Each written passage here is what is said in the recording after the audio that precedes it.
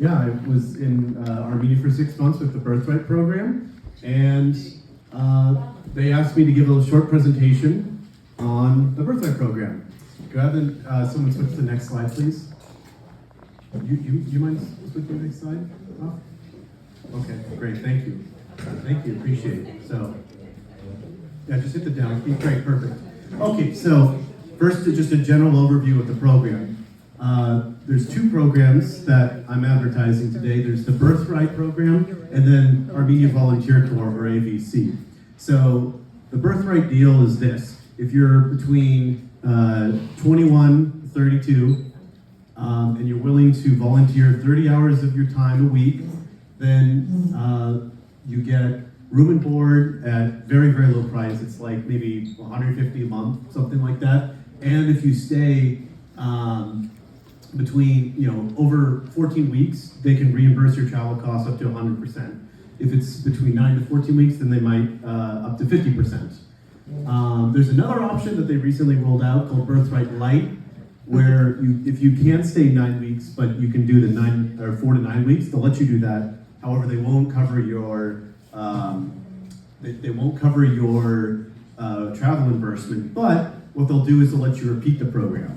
Now, let's say you're not Armenian, you don't have any Armenian heritage, or you're over 32, or maybe you already did Birthright and you really want to do it again. Whatever the rules are, you can do AVC. I literally met 70-year-old non-Armenian people who were volunteering in Armenia. So, you're more than welcome to come through AVC, so if your sons will let you. But no, really, they have all ages, people from every country in the world.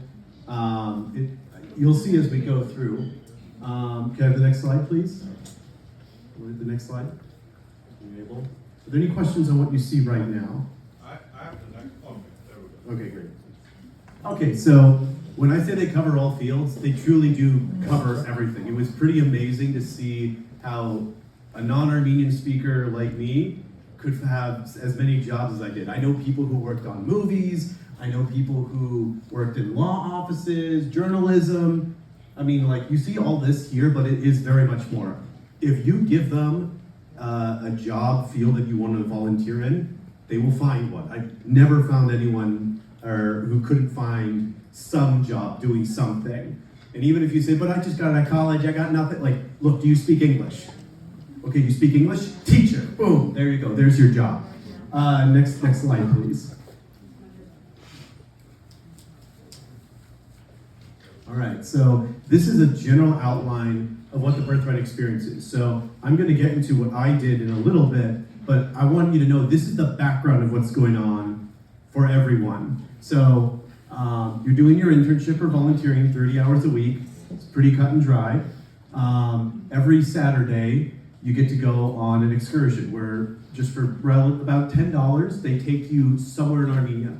They pay for your transportation, your meals, and the experience itself, relatively $10, super cheap, and they get you out to somewhere in Armenia, somewhere off the beaten path. It could be in a rural village, it could be in a monastery, it could be at a museum, whatever, it could be anything. We usually dance. I learned a lot of dance. It was a lot of fun doing the dances. I held back all the videos and pictures of dancing because I didn't want to overwhelm you with just dancing, might overwhelm you guys. So when I was there were two-day excursions and a 3-day excursion. I'll get to those later.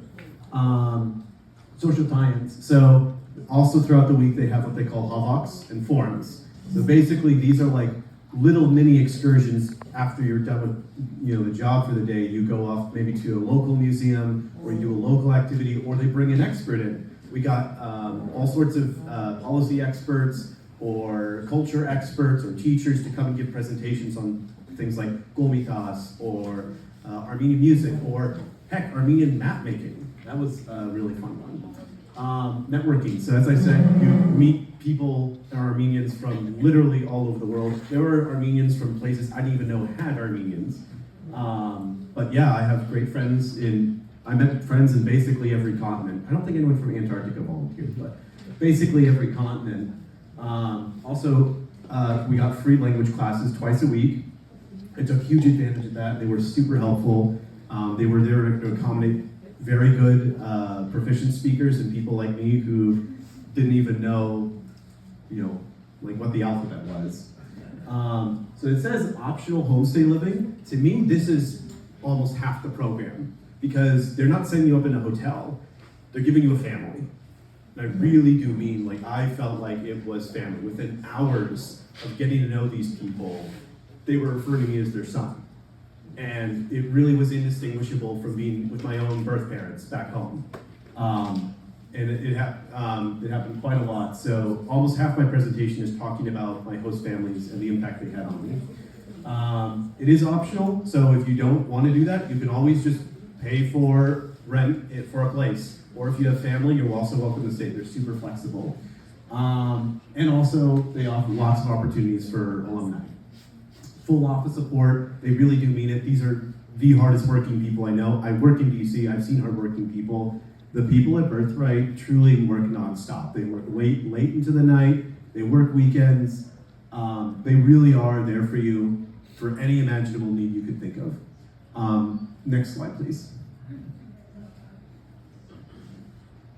So this is gonna just give you a general overview of what an average volunteer would do and what I did. So average volunteer, I'd say, stays about 2 to 3 months. They usually stay in Yerevan, about half roughly stay in Yerevan. There are 2 other places that you can volunteer in. You can volunteer in Vanatsoa and Gyumri. They have full-time offices that just opened those places. I stayed 6 months, and I made sure to stay 2 months in each of these cities. Most people never stay in more than 1 or 2 cities. So I'm proud that I did all 3. Most people have 1 or 2 families. Usually, maybe they'll have one family in one city, and then they'll have a different family in another city, or maybe the first family didn't work out for one reason or the other. I had 5 of those families. Most people have 1 to 2 jobs, same deal, like, my job was great, or my job was bad, or I moved around, or whatever. I had 8 jobs, at least 8 jobs. I probably had more. You also get a vacation if you stay long enough. And most people, they'll fly out to Dubai or Europe to visit their family, or they'll drive up to Georgia. I was a weirdo, and I decided to use my vacation time in Armenia for the Holy Miron Oil trip, which I'll dedicate a whole slide to explaining that. Then we have what we call unofficial birthright trips. That's basically you and your buddies decide to get a car and go somewhere. I say unofficial because you are let loose in a country and you can do whatever you wish. And so some people will go up to Dilijan for the weekend, have an Airbnb up there, or just do something. I tried to do an unofficial trip every week. And so I was quite busy running around. It ended up I've stayed overnight in half of these regions. And I visited all of them and did at least 2 different activities in every single one. I'm pretty proud of that. And I also kind of accidentally became an unofficial Birthright marketer or influencer. So it's a little bit of I'll race through the story. So everyone's telling me, Alex, you better take pictures, otherwise we'll never speak to you again. So fine, I'll take lots of pictures of my trip to Armenia. And when I get to orientation, the first thing they say is, all right, make sure to tag Birthright and ABC in all your pictures. Okay, fine. So I'm still taking pictures, I just happen to tag Birthright and ABC. And they reposted everything. They truly left nothing out. So before I know, my Instagram is blowing up. People I've never met all over the world who follow Birthright, which is 100 times bigger account than mine, are starting to message me and now I'm feeling cool and popular or something. And then by that's the first month.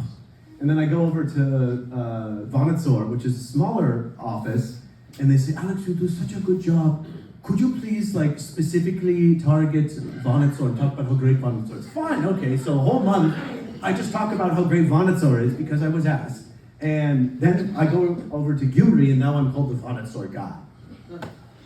The name stuck, and I couldn't do anything about it, but I didn't really fight it. So, long and the short is I actually use my volunteering hours to create social media content for Birthright. So that's why I posted so much about it. And most importantly, I would say greater than 90% of volunteers wish they stay longer, and I was no different. I also wish I stayed much longer. Next slide, please.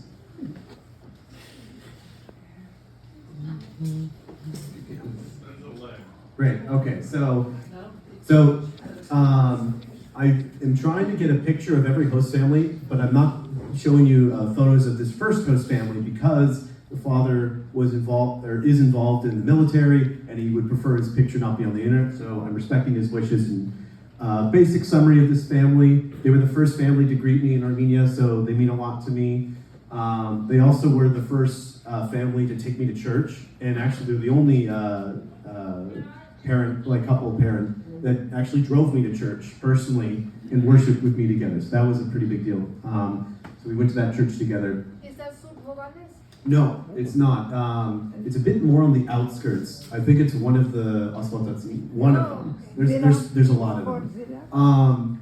This also was pretty crazy because they actually had a garden in their apartment. So everything was fresh, like garlic was a few hours old. I really miss that food, I really do. And she also, so the mother, in addition to being, working in a cosmetics company, being an actual mother, being a host mother, she also runs a school, an after-school program for ArtSoft kids. It's a free program where they can come and learn things like music and art or, different activities. So that's her organization. Her son, really cool guy, he founded an organization called I'm Proud to Be Armenian. I have his stickers right here. You're more than welcome to take some, and I encourage you to do that. So IPBA, what they do is they raise money. He's in the art dealing business, and so what he does is he hosts art galleries and art shows so that kids in ArtSoft have funds to actually pursue art. And the reason why I chose this, those astute listeners who know, this is the world's oldest leather shoe found in Armenia. I got that picture because very first day, he gives me a whole tour of Yerevan, all about on his own time and dime. He takes off the whole day just to personally show me how did the public transportation work, how does this work, how does that work. Here's this little cafe. Here's, just such a down-to-earth, very generous gentleman. Okay, next slide, please. All right, so what did I actually do my first month? So many of you may remember that gentleman over there, Sukozan Fakhat. So I'm not really, going to, comment too much politically, but I did want to say it was a lot of fun seeing him actually march into Yerevan. I was literally at one of his rallies just to see what's going on. I didn't speak Armenian at all, so it was just like a lot of cool songs and stuff. But this was like the next day outside the Birthright apartment or Birthright office. All these are police officers that are watching. So I'll be looking reading the news about what this bishop is doing, and then I'll see him like marching outside my office window, and I'll see police officers that, and it was really incredible to be part of actual Armenian history in the making of it. That's me shooting an AK-47 at like the most gorgeous gun range I've ever seen.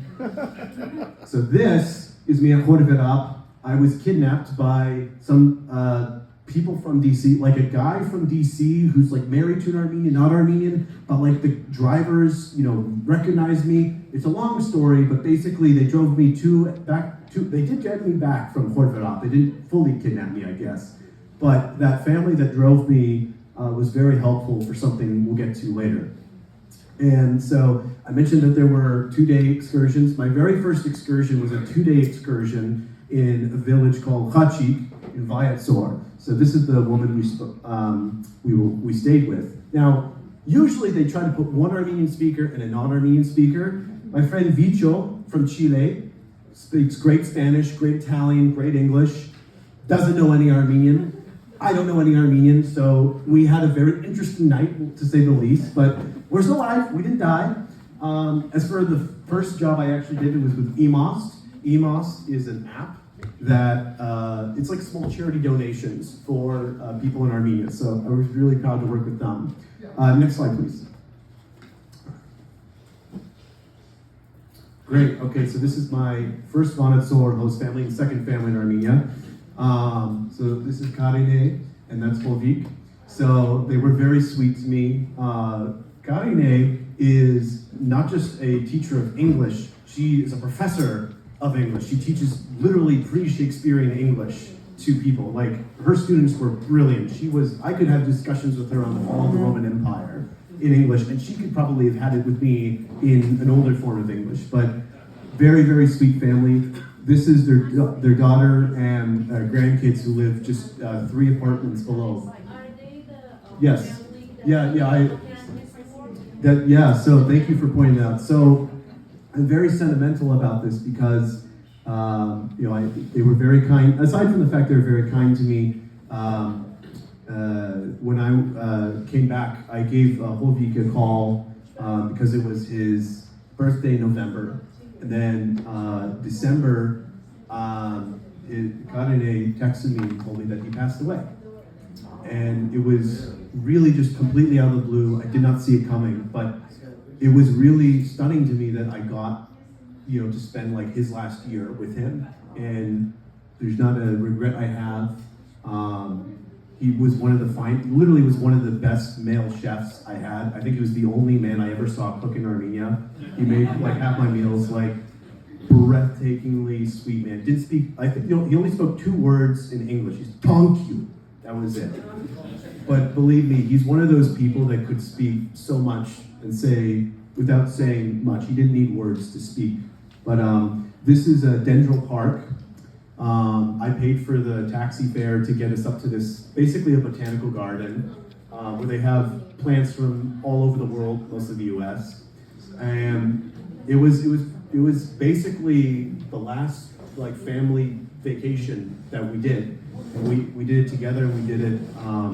They did it with me, so we all kind of look fondly on that trip to Dendral Park. And this really does, I want to hit home the fact that you aren't staying in a hotel. You're staying with families. I really do see them as my family. They're indistinguishable from that. And I mourn with them, even though apart. And I'm just so grateful that I got to know him. He also personally took me to church. He was one of the only people to do that. And when I wasn't looking, he bought a crucifix for me and had the priest, who I guess is a buddy of his, bless it. I still have that crucifix. It hangs in my car. So I think about it literally every day, every time I drive. Next slide, please.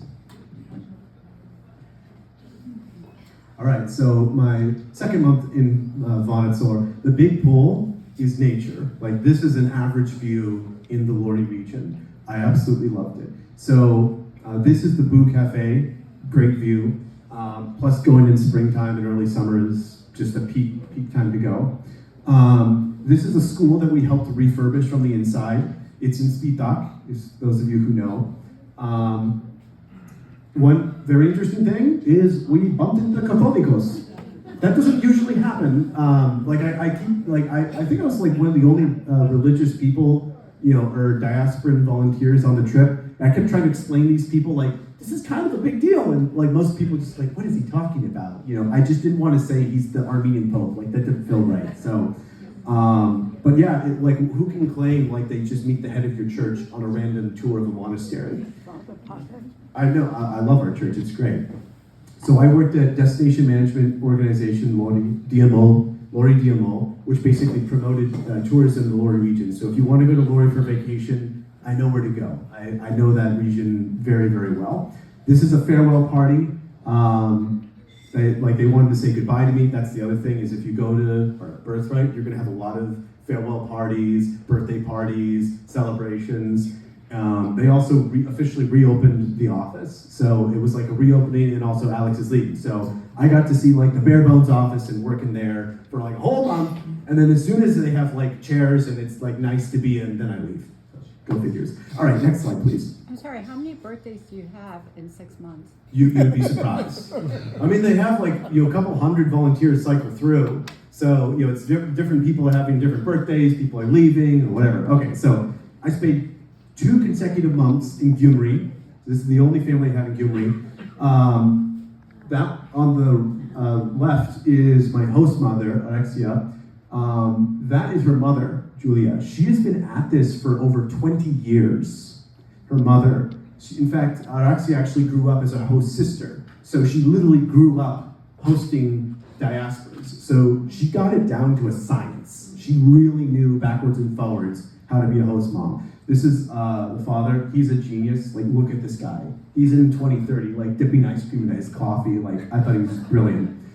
Just to give you an idea of what a gentleman this man is, I come in on a Sunday night. Monday, he gets a call at 2 in the morning that his friend's car broke down. So he drives there, picks him up, comes back at 4 a.m. on a Monday night, or Tuesday morning, I guess. It's super remarkable because he's missing a leg. He lost his leg during the earthquake. So he walks with a prosthetic, but it doesn't stop him from being a wonderful father, a very good husband, and a great host father. These are my 3 host siblings. The cheeky one is Monte. The older young lady is Golhad, and that's David. I'm telling you, David's going to bring home a gold medal for Armenia at one of these Olympics. Next slide, please. Yeah, so I spent 2 months there. I have the extreme pleasure of claiming both Sona and Marine as my directors while I was there. So there was a tryout. Sona had been there for like 9 years, I think. And Marine just started, so most people, if you went to Gyumri, you know Sona. Marine is the newer face, and I'm proud to know both. Many of you might know Sarah Stites. She lives in Gyumri full time. We went on many shenanigans and adventures.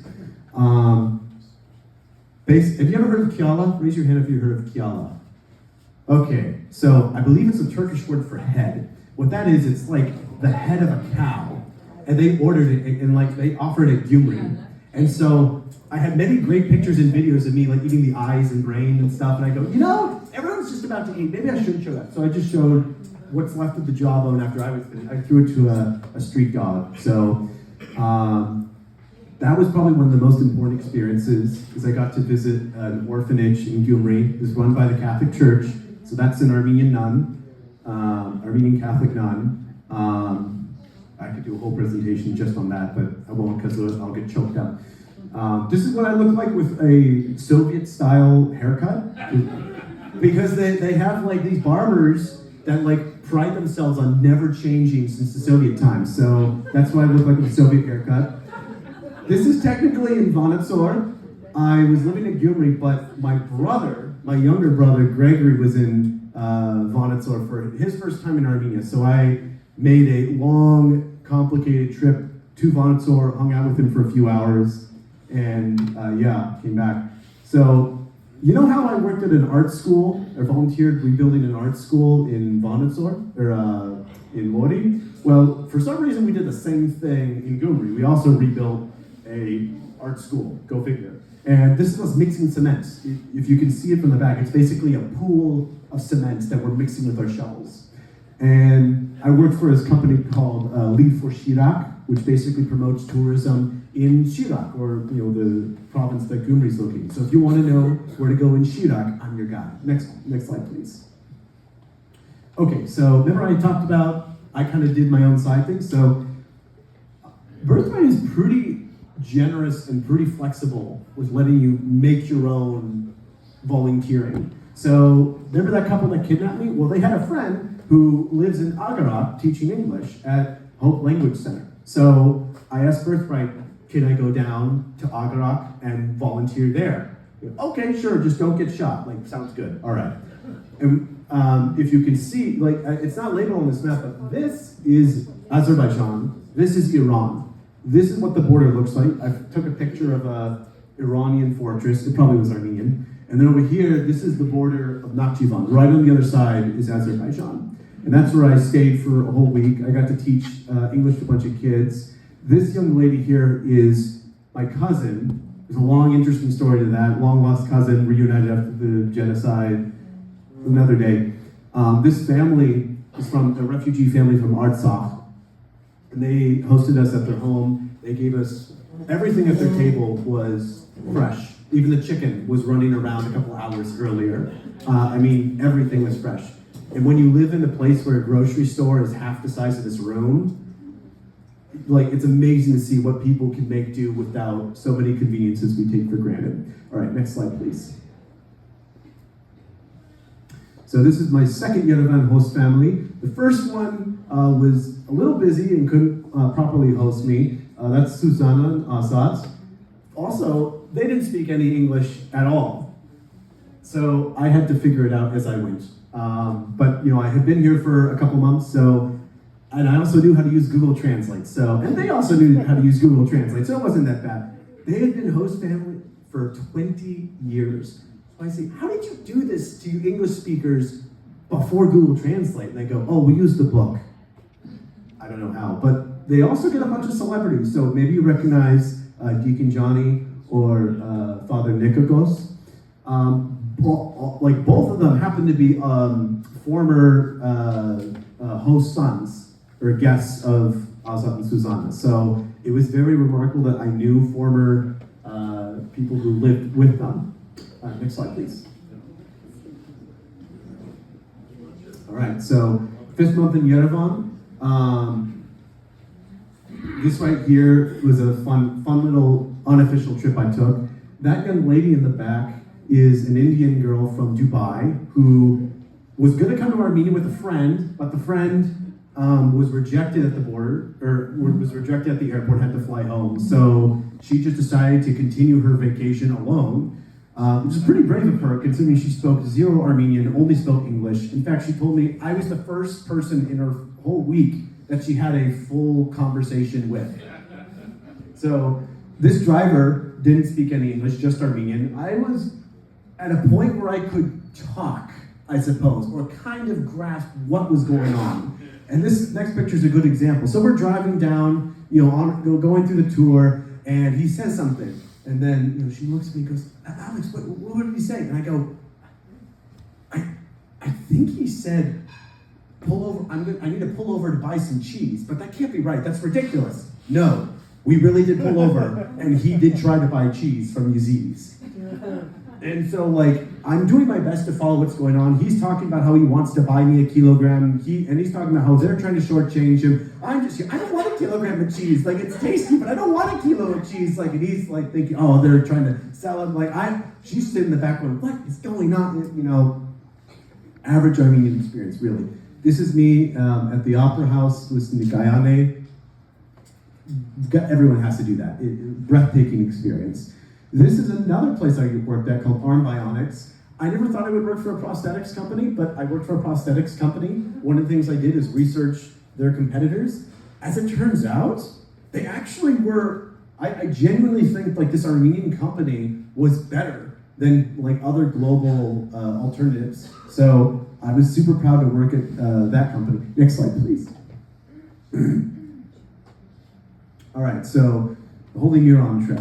So I went with this crowd for my vacation. I took 2 weeks off with them to just travel around Armenia looking at sites, but the big draw was the blessing of the Muron oil, where you can see me right there before the ceremony started, and also the reopening of Ichnatzi. So I got to be one of the first people in over a decade to visit, and I got to see the reopening live, which is a ceremony that probably won't happen for a couple more centuries, which was stunning. But one of the best surprises was this fine person over here stopped by, and he sat next to me during the Muron oil. And he actually was a live I finally, got to hear a translation of what was going on. So it was a really special trip. I really cherished that. Later that day, I met up with my Uncle Joe and my Aunt Janet, who interestingly do have a connection to their host, that they were his first host family in the United States. So pretty weird how God works that way. So before even meeting their hosts,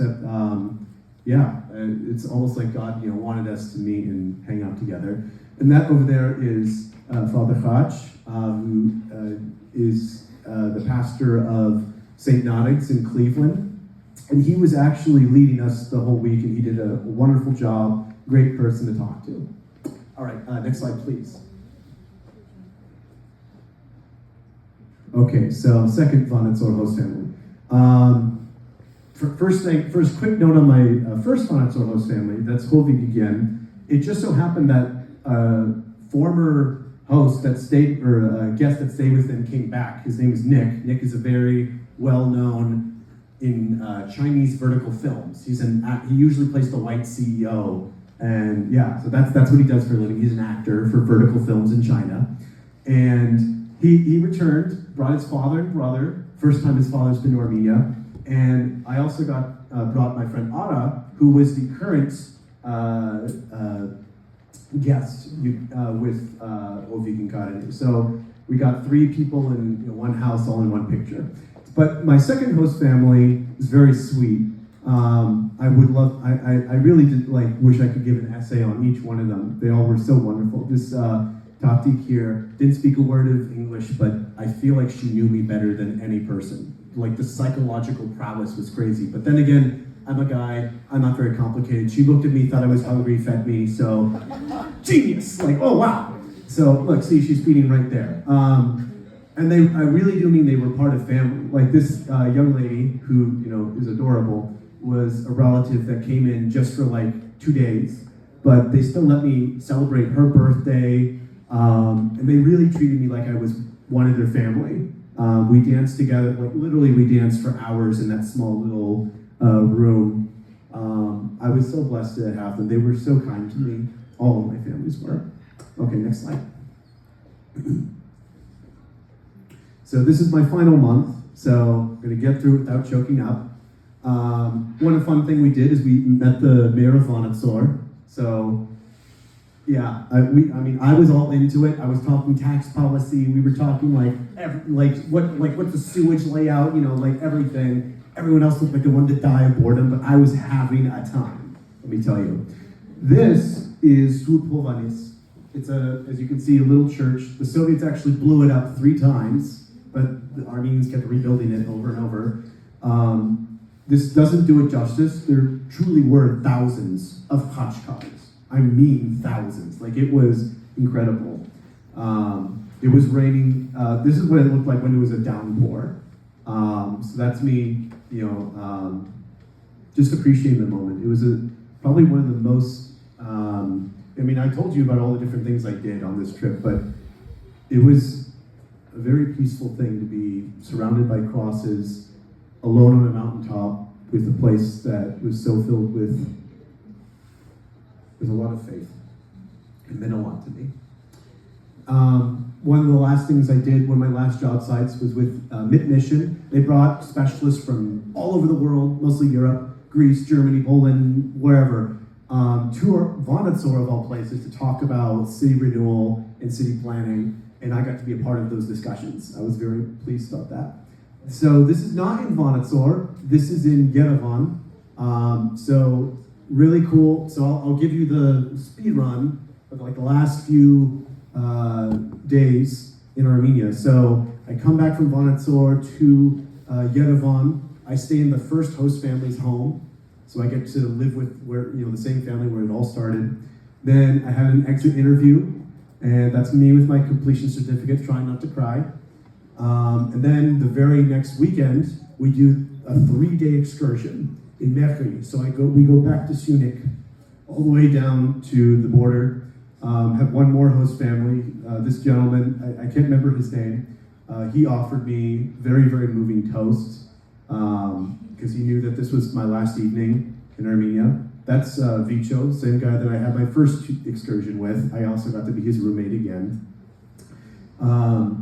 So then I think I woke up, by the time I woke up, between the time I woke up and the drive all the way back up to Yerevan, and then saying goodbye to everyone at the Birthright office, and then I taxied to Zvartnots airport. From there I flew to Doha. From Doha I flew to Virginia. I was picked up by a friend to my car storage. I hadn't driven a car in 6 months, but when it got dark, I started my car and drove all the way back home. All in all, from waking up in Mekhi to getting to my front door, it was about a 35 to 40 hour journey.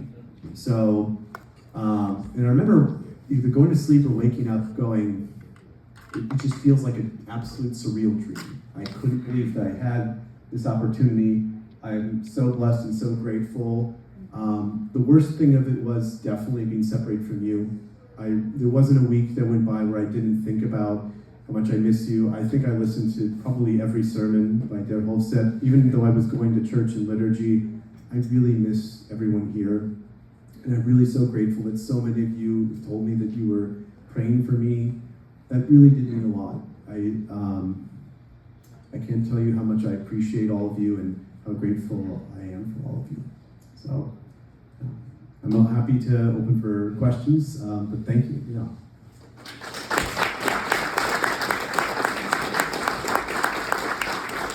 Could you go to the next slide, please? Oh, and one more thing. Are there any alumni for ABC or Birthright that are here right now? Okay, quite a few. Yeah, that's right. Give an applause. Give an applause. So, happy to open for questions. If you're an alumni and you want to share something, you're also welcome. Take the mic. I don't want to keep you guys too long, but I also, if someone wants to say something, I also don't want to keep you guys from not saying anything. So, yes. Thank you, Alex. Thank you for doing the squats. No worries. There was a bit of a lag, so I was really pushing the button when I asked for like 2 or 3 seconds. You did a great job, and I appreciate it. So quick, I mean, you shared it, you said it, you mentioned about it actually. So you spent 6 months in Armenia. How come you came back alone? I was anticipating this question, but I did not think it would be phrased that way. Well, I guess it's not an unreasonable question. I think my best answer is I spent a lot of time. I think I spent most of my dating energy, if you will, going after fellow volunteers, fellow diasporans, and. Yeah, okay, don't give me that look. Like, I didn't know any better, okay? And, you know, a very good piece of advice they give is, look, if you fall in love with someone here, make sure to tell them that you've sold everything and you moved here permanently. Because that is a concern that, you know, it may just be a green card marriage. So, and I think, I don't remember when I made this decision, but internally I decided, look, I can't commit myself to high estancia unless I want to stay here. Because, you know, I can look at the numbers. People are leaving Armenia. I love Armenia. And, you know, I like living in America. But the fact of the matter is, to me, there was something immoral to take away another gem away from another Armenian daughter away. So I've pretty much made the internal resolution. I don't think I would marry someone in Armenia unless I move there, and that's a very difficult conversation to have with my parents if that ever does happen. So we'll cross that bridge if we get there. Any other questions? I have a better answer. There's it. Because It's okay. There's no question you can ask that's more. You need to go back. That's why you didn't come. That's Oh, why well. you came back alone. I just came back. You're already kicking me out already. Like, come on. No, we want you here. Yeah, go ahead. 6 months wasn't enough for you. Oh yeah. Okay. Yeah. No, that's true. I mean, 6 months wasn't enough. But then again, like I know people who stayed a year. You know, some people I know are actively trying to move back as we speak. So, yeah. Any other questions, comments? I know there was a lot, but yeah. Okay. Did you have, I mean, how do you evaluate Armenian bureaucracy as compared to US? How do I develop an Armenian No, bureaucracy? How do you evaluate it? The Armenian bureaucracy. Compared to, no, you didn't face it. Are you talking about like the government? Like government agencies. Ah, I see. Well, so the thing is that the country and government are small, and it's not like they don't have the ability to be in every aspect of life. You know, and I wasn't like trying to start a business or anything. I was volunteering, so it's not like the government is putting up hurdles for that. They tell you in orientation, don't break any laws. And I asked, like, is there like a magic law that I'll accidentally break? Like, no, it's pretty much like any other country. You know, don't drink and drive, don't murder people. You know, there's a sign that says electrocution, no trespassing. You know, you can kind of, like, if you have good intentions, you probably won't accidentally break the law. But as far as the bureaucracy goes, I didn't have a lot of interactions with government. In fact, I avoided government jobs because I heard too much about the Armenian bureaucracy. Any other question? I heard lots of complaints, though, if that's what you want, but not from personal experience, no. Any other questions, or anyone want to share anything? Sure. Yeah, would you like the mic? Or, Yeah. okay. Okay, hi guys. I'm gonna sit, I'm sorry. Hey. So, I spent a little over 5 months, and my name is Marilise. I spent a little over 5 months in Armenia. It was the first time I